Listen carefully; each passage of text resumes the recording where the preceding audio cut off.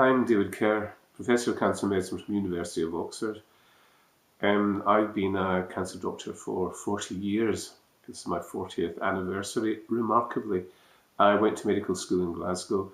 I was one of an intake of around 200 students in an ancient university, in a medical school that was well established and well revered. And I was really interested to read an article by a pal of mine, Richard Horton, who's editor of the Lancet. Richard's a thoughtful individual, cares deeply for the profession. He fulminates occasionally. But here he was talking about what have we done to medical students. His opening line is, "We are not cherished." Think about the sort of underpinning sadness of that modern medical students, the vast majority of whom don't feel valued, looked after, cared for. Many of them, in a recent study that's been done by colleagues in London, suggests that many of them do have problems with mental health, they burn out rapidly and so on.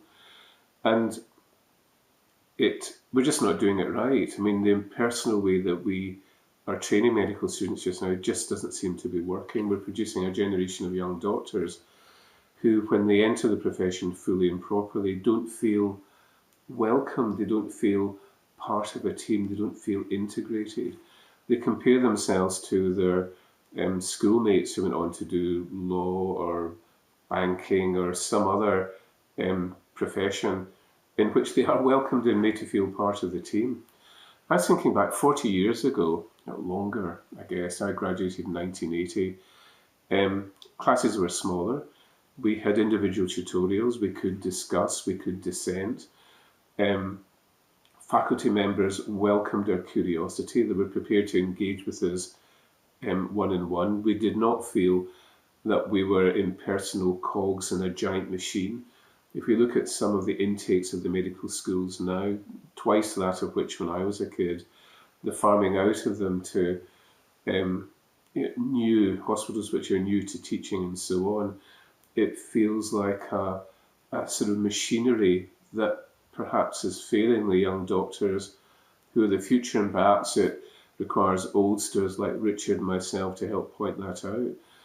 Often we say when we look back, in the old days, my goodness, we had to work hard, we did 1 and 2 rotations, we had to do this, we had to do that. But whatever else that went on, within our sense of medical training, we felt part of a firm, part of a family.